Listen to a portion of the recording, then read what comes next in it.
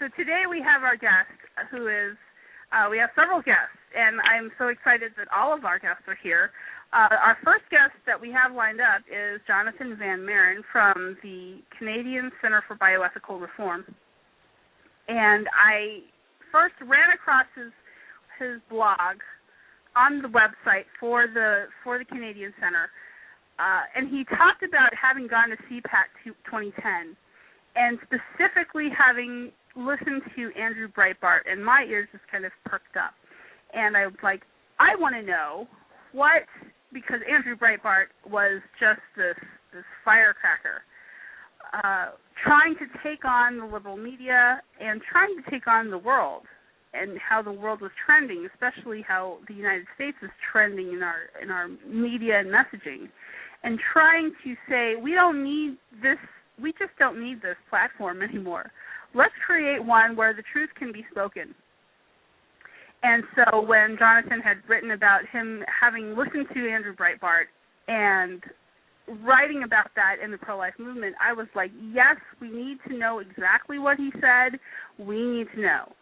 So do we have Jonathon on the air? Yes, he is there. All right, hello. Jonathon, this is Letitia. Hi, how are you? Welcome to the show. Hi, Jonathon. It's Melissa. And I'm Thomas. There we go. And we have May, who's also on the air with us as well. Who's guys, I'm just blessed to have you all on the show. And Jonathon, you had shared that you had a little something that you wanted to add to our previous conversation. Take it away, please. Oh, I was just going to say that when I was considering the situation, and people continually stated that they were surprised that the Obama administration wasn't stepping up, and ironically, the media continually referred to Chen as a human rights activist. But if you actually think about it, especially Hillary Clinton and Barack Obama, they don't actually recognize the unborn to be human beings. So they don't actually think Chen is a human rights activist. We hear stories coming out of China about dead babies being in buckets. Yep. Well, I'm sure many of you remember the testimony given by Jill Stanek before a congressional committee on the Born Alive Infants Act, which would have protected babies who were already born, who survived an abortion, and entitled them to medical care. Well, NARAL went neutral on this bill. Barack Obama voted against it. So if he admits that babies drowning in buckets is an injustice, he's forced to face a pile of corpses back home in America that he's been ignoring since the beginning of his career. Yep, absolutely. Right. Yeah, I don't know exactly why people should be surprised as much as they should be extremely disappointed. That this administration, I mean, there's no secret about the pro-death position that Obama has, or that Secretary Hillary Clinton has. They're both 1 and 2 in this country as far as how pro-death they are.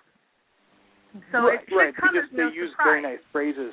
They just use nice phrases like, every child a wanted child, by which they actually mean, of course, every unwanted child should be a dead child.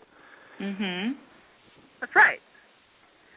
So tell us a little bit about your experience having gone to CPAC 2010 and getting to listen to Andrew Breitbart. Now, I have had the pleasure of listening to him a couple of times, and I was hoping that had he lived through this year, that to see him at CPAC the next time, but unfortunately that's not going to be the case. Right. But I do have his book, and you referenced that book. I would really love to understand your take on what he had said and how it relates to the pro-life movement. Well, this happens to some extent in the United States, but far more over here, that the biggest sort of segment of the population that's responsible for covering up the killing of children is the media. Because the media doesn't want to acknowledge the fact that babies are dying at an astronomical rate, and they don't want to recognize the fact that our entire country is complicit in this, that we all have blood on our hands. We are, incidentally, the very first civil rights movement, the pro-life movement is, that does not have the assistance of the media. Wow. So, as pro-lifers, we are constantly trying to find ways around the gatekeepers. The media tries to control what the public consumes and what it does not consume. And therefore, in order to get the message of life out, in order to explain to people how barbaric abortion is and the fact that our nation needs to address this, we need to find ways to reach them. So, of course, I work for the Canadian Centre for Bioethical Reform, which is the Canadian branch of the Centre for Bioethical Reform in the United States. And we, of course, use big projects like the Genocide Awareness Project, the Reproductive Choice Campaign, and things like this to circumvent the media. And when I was listening to Andrew Breitbart, he said, we don't need the media, right at the beginning of his speech, and I kind of perked up. I'm like, I need to hear this, because that's kind of the business I'm in right now, is trying to get around the media. And he brought my attention to some very, very interesting things, and that's the Internet. And the Internet is often typically seen by conservatives as somewhat of an enemy due to the fact that it's been enormously destructive in the dissemination of pornography and things like that. But on the other side, the Internet, for the first time in all of history, provides a level playing field to those who are being silenced. We are being silenced everywhere. You know, the Obama administration, considers us to be some form of a domestic terrorist. But the Internet, he can't control. So this was obviously the Acorn scandal, which I'm sure you guys are familiar with, where James O'Keefe and Hannah Giles took down a liberal group that supported Barack Obama. That was the first thing that I noticed, and then the Lila Rose live-action videos came, where because the Internet was flooded with news about something, the traditional media was forced to cover it. I remember laughing when the story first came out, and I'm like, how is the traditional media not noticing this at all? And then 2 nights later, Jon Stewart on The Daily Show, a very, very liberal guy, he was even saying the same thing. He said, how did the media miss the story? Well, the answer is obvious, of course, because they don't want to notice it, because Planned Parenthood is their sacred cow, and you can't touch Planned Parenthood. But with tactics like Andrew Breitbart, and he laid this out in his book so brilliantly, if we utilize it correctly, we can hold the media to account for everything. 266 babies are dying every single day in Canada. The number is far higher in the United States, and the media doesn't want to talk about it. But now they have to face the fact that enormous amounts of people are talking about it. We're just not talking about it with them. Right. And at the end of the day, they have to make money, which is why we're more and more implementing projects like this, like the Genocide Awareness Project, where we show graphic pictures of what abortion does to the bodies of little babies. The media would never run footage of an abortion. If the media ran footage of an abortion, for 1 week on national TV, abortion would end. Because nobody could look at it anymore. But when we bring our pictures out to the streets, discussions start happening, controversy starts happening, and the media has to cover the controversy. And suddenly our pictures of the victims that are hidden, are broadcasted on TV for thousands and thousands of other people to see. So Breitbart's tactics revolutionize the way we can reveal the victims of this hidden injustice to the populations of our country. Right.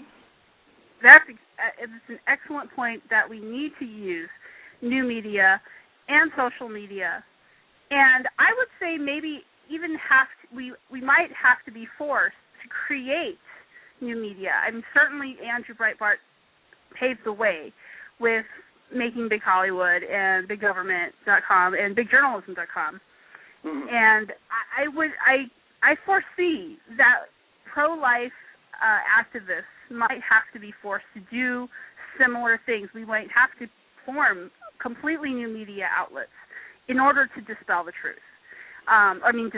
Just not dispel the truth. I'm sorry about that. To dispense the truth. Because you're right. We're not being given any attention at all because it's kind of a boycott by the media to make sure that the public never sees what people are concerned about, especially when it concerns pro-life issues. So it's kind of like a passive silence, so that if the public at large never realizes that this is an issue that they need to wrestle with, everybody can go on their merry ways and just swallow the lies that abortion rights are all about women's rights, and that's the doctrine that passes for the day. Well, and on new media, right? How many of you have heard of the Coney 2012 video? Yeah, definitely. I have, yeah. The video that went viral, it went huge. It had 86 million hits because the traditional media didn't think the story of Joseph Kony, this African warlord who was persecuting children to be a big story. So they utilized the tactics that are expounded by Andrew Breitbart. They made their own video, and it went huge. And it was called The Invisible Children. Well, the aborted babies of the United States and Canada are North America's invisible children. And we have to make those victims visible for the entire culture so that they can see it. Greg Cunningham often says, injustice that remains invisible inevitably becomes tolerable. And that's why we can tolerate this injustice, is because we don't have to look at it. Right. That's right. Now, there's a segment of pro-life activists, and I love them as much as I love anybody who's involved in the pro-life movement, that says maybe we shouldn't be showing graphic pictures or the stark naked reality of what abortion is. It tends to make people uncomfortable, to say the least, but unwilling to listen to the pro-life message. How do you respond to that? Well, there's two responses to that. The first response I would just give for a moment from my personal experience, because quite frankly, I was a little bit uneasy with it at first as well, right? Because, you know, who wants to get yelled at? Who wants to be persecuted? Accepting persecution is a difficult thing to do. So when Stephanie Gray, who's the executive director of our organization, she invited me to attend the Genocide Awareness Project in Florida to come get a feel for the activism, to feel how it worked. So I was really sort of ambivalent. I was quite curious to see how this was going to go. I thought a lot of people were just going to get angry. But we had a little training course the day before, and we learned all the pro-life arguments. And I went out and stood in front of the sign on campus, and the first girl who walked by was a 19-year-old African-American girl, and I asked her, what do you think about abortion? And she stopped, and she looked at the sign, and she kind of stared at it. And she said, well, I had one 3 weeks ago. Wow. And suddenly, all of my arguments were gone. I had nothing else to say to her because I was too late for her. And then I said, well, I'm feeling very self-conscious. What do you think of what I'm standing in front of? And that's when her tears started being mixed with anger. And she said, nobody told me it looked like this. Nobody ever showed me what abortion was. Nobody ever told me about it. The only person who told me what abortion was a liar in an abortion clinic. And now my baby has to pay for that with her life. And that's when I realized that her sin of commission was my sin of omission. Because in a country with so many Christians and with so many pro-lifers, there should never have to be a crying girl that comes up to us and says, I had an abortion because you didn't take the time to tell me. You didn't show me what it looked like. So that was my first experience using these pictures. And I'll never be able to forget it. I had the chance to just chat with her for a while. She accepted counseling. She named the little baby that she had aborted Raven as part of the healing process. But pro-lifers and Christians failed her. They got to her before we did. And I have women who come up to me on the streets all the time. A Chinese lady came up to me, and I asked her what she thought of my picture, and she said, what is that? I said, it's an abortion at 10 weeks. And she said, I had 2 abortions, but if I saw this picture, I don't think I would have. Wow. And then we had another mother recently, some time ago, who was actually scheduled for an abortion at a clinic in the city where I was working. And she passed by us holding the pictures. We didn't even have a chance to talk to her. She just saw the pictures. Once she saw the pictures, she phoned the clinic and canceled her appointment. Right. Because once abortion became a reality, once it wasn't just an abstract concept, once it wasn't tied into words like choice and other such deceitful things, she could no longer countenance the idea of doing it to her own child. So that's really the first reason. It's just I've been so engaged with it myself, and I've seen it save lives. I've seen it change minds. I've seen it bring post-abortive women to healing, and that's really, really helped me engage even further. The second reason is people say, well, they're going to get angry. Well, of course they are, because we're telling an entire culture that they're killing their children. That's not going to be popular at all. Right. And I would ask, if nobody's angry at us, if we are totally at peace with people who think killing babies is okay, is that a good thing or a bad thing? That would be a very creepy thing for me personally. I would be saying, what's wrong with this picture? If you can walk away and say, well, let's just agree to disagree, but yet somebody's life is on the line, but somebody can stroll away and not have a problem with that, either way, that would be very creepy. So I recognize there's some people in the pro-life movement who say it makes us look extreme. And then I think of Martin Luther King Jr.'s letter from a Birmingham jail, when he said, at first they called me an extremist and I was a bit offended, but after some thought, I've decided that it's actually a compliment, because the world needs people who are extreme in the pursuit of love, extreme in the pursuit of freedom, extreme in fighting against injustice. The world needs more creative extremists. So I would unashamedly lay hold on that title and say that, yes, when it comes to saying no to dismembering babies in my own city, I am extreme, and I will not apologize for that. Good word. That's awesome. I wanted to also ask you where the Genocide Awareness Project, what campuses typically receive those displays? And how can a campus invite you? In the United States, we've had it in nearly all of the states now. It's been everywhere. We've got CBR Maryland, CBR Florida, CBR California, CBR Midwest, and they travel to all of these different universities. In Canada here, I've done GAP on most campuses. Unfortunately, in Canada, we don't have a First Amendment like you do, and I've gotten charged with trespassing. My friends have gotten arrested on campus. We're engaged in probably 3 court cases right now because they continually try to silence our message, so we're having to deal with legal battles and sort of opposition from authorities while we're trying to get the message out. So always be thankful that in the United States you have a First Amendment. You still have the right to get the message out. But we by contacting, still have the First Amendment. It's a shrinking First Amendment, let me tell you that. But so far it's still there, yeah. Jonathan, this is Melissa. Tell our listeners who are unfamiliar with the Genocide Awareness Project what it is that you all do. You did it too! Genocide! Yeah. The Genocide Awareness Project essentially shows people what happens when you take somebody's right of personhood away. It compares pictures of the Holocaust, pictures of African Americans lynched during the time of civil rights, and then it shows pictures of aborted babies. Because when you take a human being and you say you're a human being but you're not a person, the second you say that group of human beings is set up for the most brutal persecutions. We saw that with the court decision that said African Americans were only 3/4 of a person. Well, what happened? There was brutal segregation laws, slavery, and all other manners of abhorrent injustices. You look at the Holocaust, the Nuremberg laws, which said that Jews are human beings, but they're not persons. What resulted from that? 6 million of them were slaughtered in concentration camps. And now we have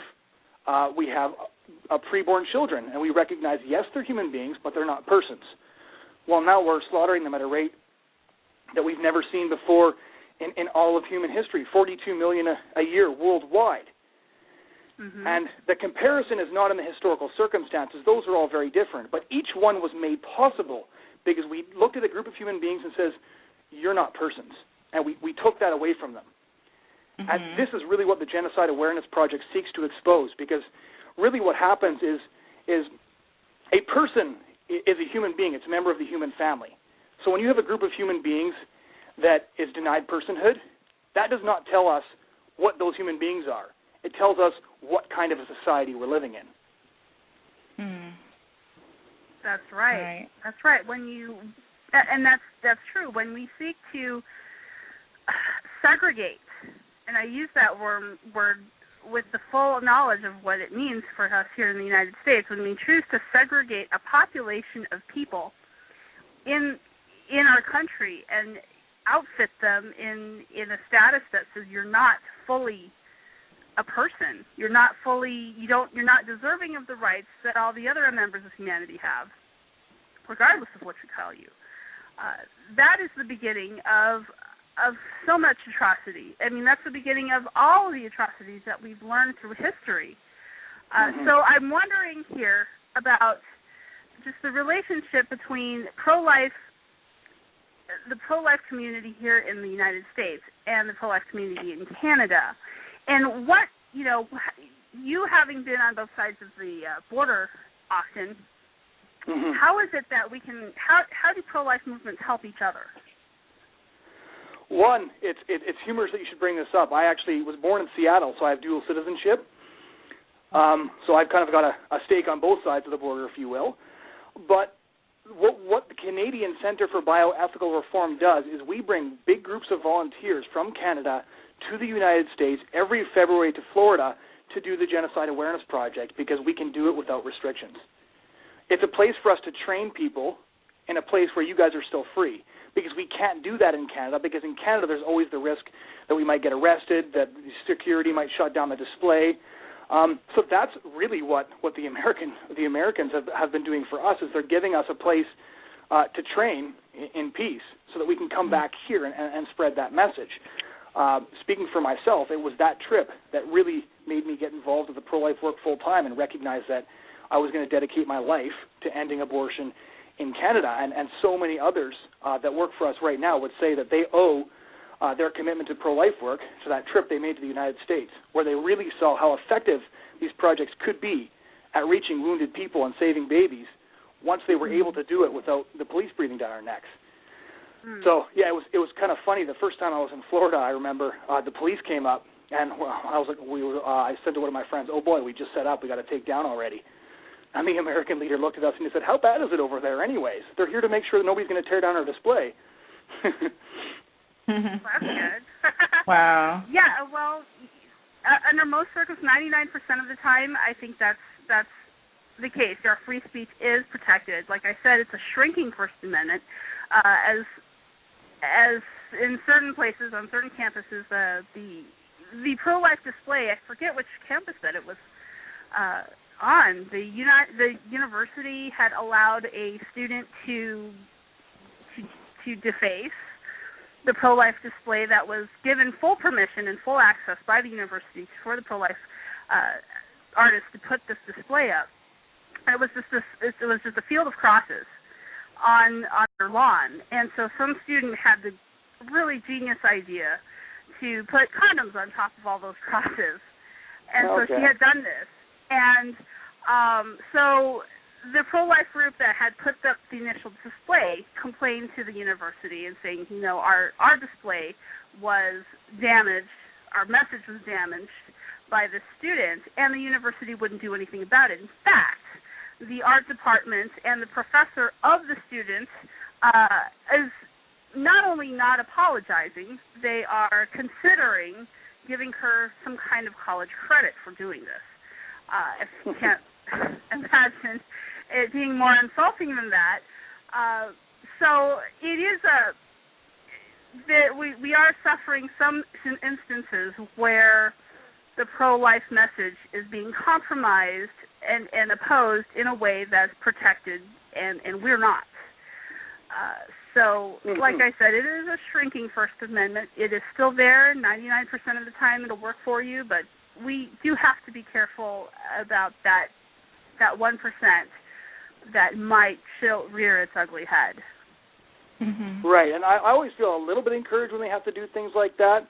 I had a Cemetery of the Innocents set up at the university where I was at, too, when I was back in university, and it got torn down by a student politician who then proceeded to label us the Hitler Youth. And I had to kind of, after I was finished being offended, laugh a little bit. I said, this is all you have? We're arguing about biology, about embryology, about the philosophy of personhood, and all you can do is call me names? Like, it actually secured me a little bit, because I was like, wow, we really can win this thing. We can win, because they don't have any arguments left except for violence and cursing. Right. Absolutely. The pro-life movement, it makes sense. Our message makes sense. I think what you were saying, Jonathan, about us getting the message out is the key, because the message itself does make sense. And I think people can see the difference in terms of the ad hominem personal attacks versus, the arguments from science, biology, philosophy, biblical arguments. And so it's so important for people to voice these truths to your friends and to your church and to anyone you come in contact with, to educate. I think the GAP project, it did come to UNC Charlotte here in Charlotte, North Carolina, and I wasn't able to go, but from my understanding, it generated so much wonderful discussion. And I know that is a part of why you guys do what you do, because, again, the message, as long as it remains silent, No one's educated. No one's. We don't progress in the movement.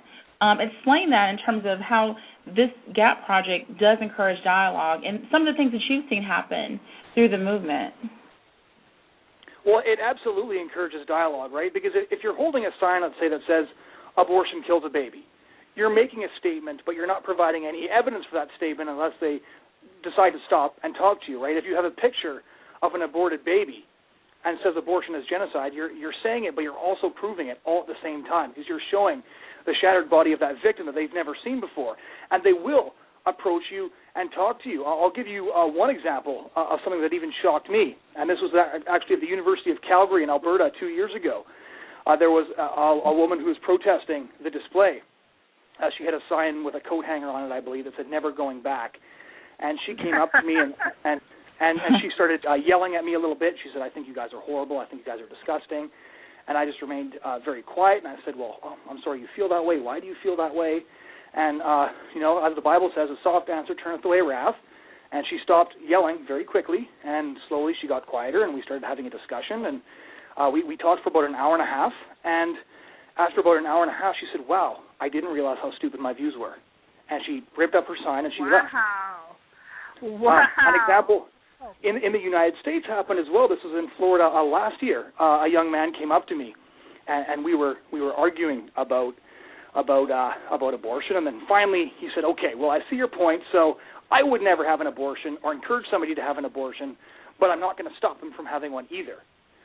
And I said, "Well, you realize that that's kind of like saying, if you don't like slavery, don't buy one, right? If it's wrong for you, it's wrong for everyone." And then he said, "Wow, I never thought about it that way." And then he said to me, "You know what I'm going to do?" He said, "I'm worried I'm going to change my mind if my friends talk me out of it from peer pressure, so I'm going to bring all of my friends over to you to talk to you." Wow. And for the rest of the day, he dragged probably close to 25 of his friends up the fence to talk to me and look at That's the picture. what I'm talking about. I like that. And the majority of his friends by the end of that day were pro-life, so he didn't have to worry about getting his mind changed because the pro-lifers were the majority. Wow. That's I had a similar incident when I was standing at an abortion mill. A young lady was driving by, and she wasn't coming to get an abortion. She was just driving through, and she decided to stop, come over and talk to me.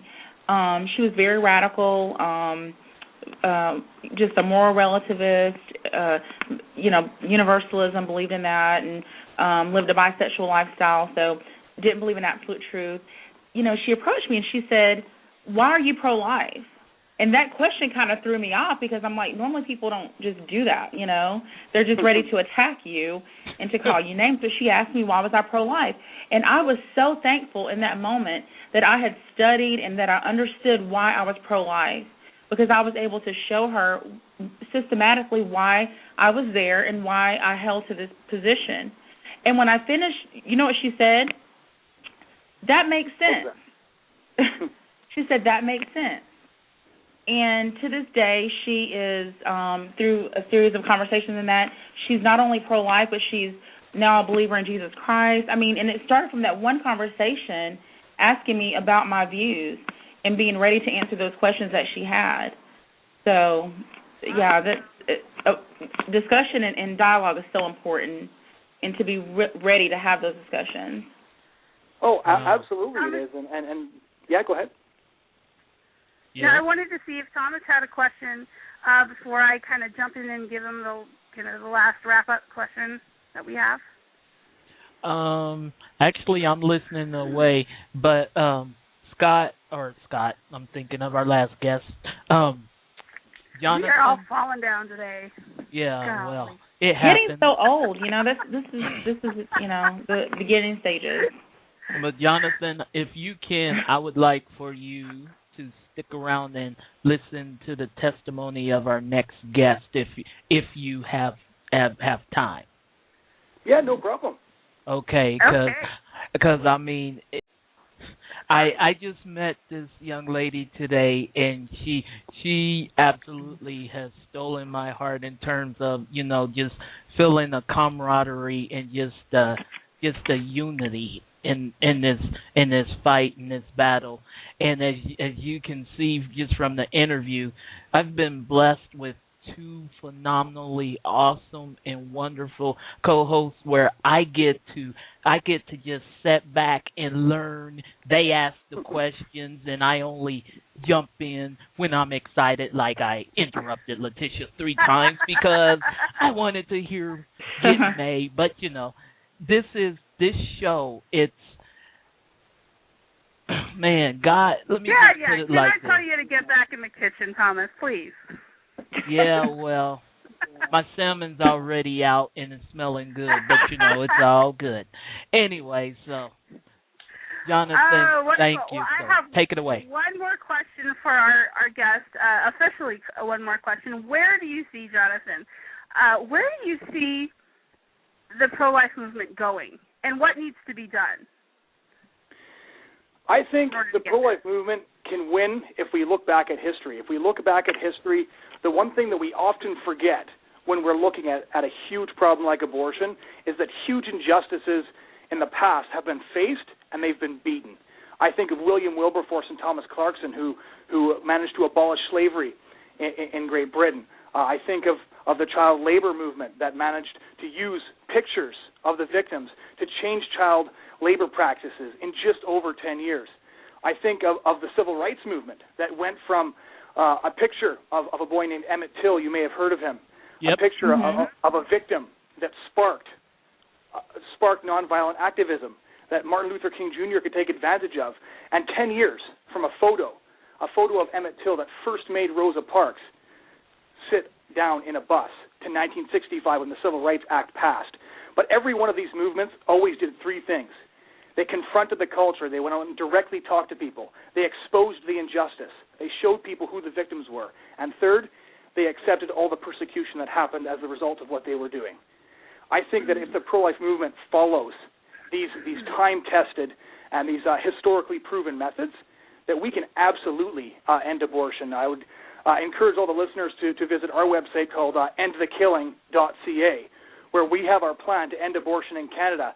I might have made Canada sound like a pretty bad place during this interview, but our group honestly believes that we can change public opinion in Canada on abortion, and that change of public opinion will result in a change in public policy and result in protection for our preborn brothers and sisters. So I honestly believe that the pro-life movement can win.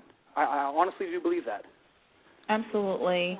Jonathan. And we need to have that attitude and that mentality that we are fighting a battle. Ultimately, we're fighting this battle to win this battle because it's worth it. So the persecution is all worth it. And I know that you've had a lot of that, personally. But thank you so much for your witness, Jonathan, and for being a strong leader in this movement and for raising up young people and other people to fight this fight. We really appreciate all of your work for the Lord to defend life. Yeah, thank you so much for having me on. I do have one question, though, Jonathan. I have one question, and it's a very, very important question. Are you pro-life without exception? Oh, absolutely. That's all I wanted to know. Absolutely. That's all. If it's wrong to kill human beings, it's wrong to kill human beings no matter how they were conceived or no matter why they're there. Only God has the right to take life. Amen.